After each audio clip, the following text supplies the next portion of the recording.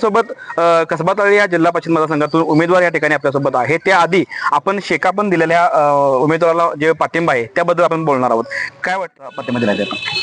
आज या जिल्हा परिषद पंचायत समितीच्या निवडणुका होत आहेत आणि गेली 15 दिवस या आघाडीच्या माध्यमातून चर्चा फिसकटल्या किंवा होणं नाही होणं ह्या अशा बऱ्याच घडामोडी झाल्या आणि पुलाखालून बरंच पाणी आज तुम्हाला सारख्यांना सांगतो मी गेलेलं आहे.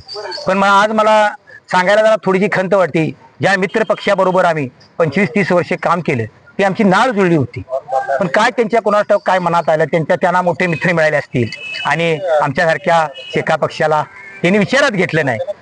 बरं ठीक आहे, असून दे, त्याच्याबद्दल आता मी काय बोलणार नाही. पण आता योगायोगानं नैसर्गिक दृष्ट्या मला वाटतं शिवसेना आणि शेका पक्ष या जिल्हा परिषदेच्या आणि पंचायत समितीच्या माध्यमातून एकत्र येण्याचं काम आणि ही किमया या जिल्हा परिषद आणि पंचायत समितीच्या निवडणुकीने बंधून हे घडून दिलेलं आहे. आणि माझ्यासारख्या कार्यकर्त्याला अभिमान वाटतोय. शेका पक्ष म्हणून आज एकनाथ शिंदेजी जे मागल्या 2-3 वर्षापूर्वी त्यांनी मुख्यमंत्री म्हणून जे काम केलेलं आहे वाखण्याजोगं काम आहे आणि त्यांच्या जोडीला आमच्या या राधानगरी बुदळगड विधानसभेचे आमदार म्हणून पूर्वी 2-3 वर्षापूर्वी मुख्यमंत्र्यांच्या नेतृत्वाखाली काम केलं आणि त्यांनी विकासाची गंगा जी आणली ते आम्ही त्यावेळी विरोधक म्हणूनही भारावून गेलो होतो. आणि योगायोगानं त्या संधीचं काय कुणास ठाऊक, काय मला वाटतंय राधानगरीच्या अंबाबाईच्या मनात होतं का काय कुणास ठाऊक. आणि शिवसेना आणि शेका पक्ष आज या जिल्हा परिषद माध्यमातून एकत्र आलेला आहे आणि मंत्री साहेबांचं खरोखरच मला आज कौतुक करावं असं वाटतंय.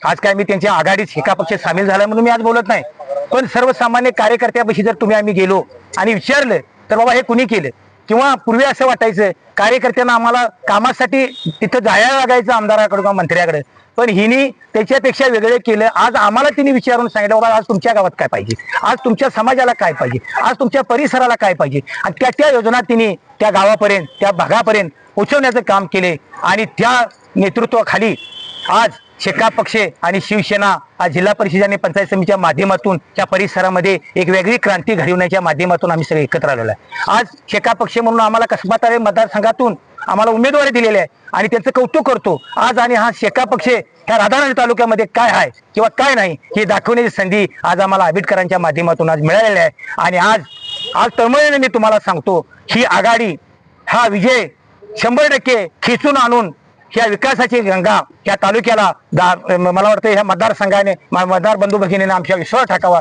आणि सर्वच कसबा तळे आमच्या 5ही मतदारसंघामध्ये तेच 5ही तालुक्याचे जे मतदारसंघ आहेत आणि शेका पक्षाने शिवसेना ज्या त्या परिसरामध्ये आमचे उमेदवार उभे आहेत त्या मतदारसंघामध्ये मी बंधू भगिनींना विनंती करतो त्या विकासाच्या माध्यमातून आमच्या आघाडीला ताकद द्यावी एवढीच मी तुम्हाला विनंती करतो. आणि मी वरच्या लेवलला शेकाप आणि शिवसेनेची युती झालेली आहे, पण कार्यकर्त्याच्या मध्ये रुजणार आहे का आणि पाठिंबा देतील कसं वाटतं तुम्हाला? आज तुम्ही म्हणताय ते बरोबर आहे, तसं शेका पक्ष हा जुना विचाराचा पक्ष आहे. पण मला तुम्हाला एक सांगायचं आहे, शिवसेना जरी वैचारिक विषय वेगळा असेल तर आमदार म्हणून जे आता आज काम करतात, मंत्री म्हणून जे काम करतात ते जुने आमचे त्यांचे वडील आणि आम्ही एकत्र शेका पक्ष म्हणून काही 40 वर्षापूर्वी आम्ही काम केलेलं आहे. त्यांची आमची नाळ किंवा त्यांच्या जन्माच्या अगोदरपासून त्यांच्याही घरी शेका पक्ष रुजलेला आहे आणि ते योगायोगानं आम्ही एकत्र आलोय. त्यामुळं हे सर्वसामान्य मला वाटते वयोवृद्ध आमचे मतदारसंघात काही वयोवृद्ध आमची शेका पक्ष जुनी मंडळी 50-60 वर्षाची का घरी असतील, आज त्यांना बाहेर येता येत नसेल, पण शेका पक्षाने जर शिवसेना एकत्र आलेली असेल तर ती 100% त्या मतदारसंघातले जुने आमचे कार्यकर्ते शेका पक्षाचे आहेत.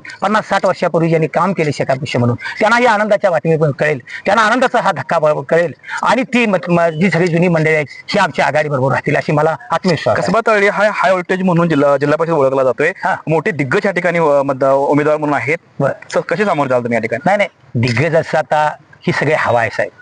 दिग्गज आता पूर्वीचं राजकारण गटातटाचं असायचं, पक्ष म्हणून काम करायचं. आता पक्ष म्हणून मी शेका पक्षाचा एक कार्यकर्ता, कधी आम्ही शेका पक्ष म्हणून जागा सोडलेला नाही साहेब. त्या पक्षाच्या विचारावर आम्ही निष्ठ राहिलेला आहे. पण काय योगायोग आता जागाचं हे पर्याय तुम्ही आता मग आम्हाला प्रश्न विचारताय हे असं का झालं हे तसं का झालं, पण आता हे नैसर्गिक दृष्ट्या सगळं घडायला लागले.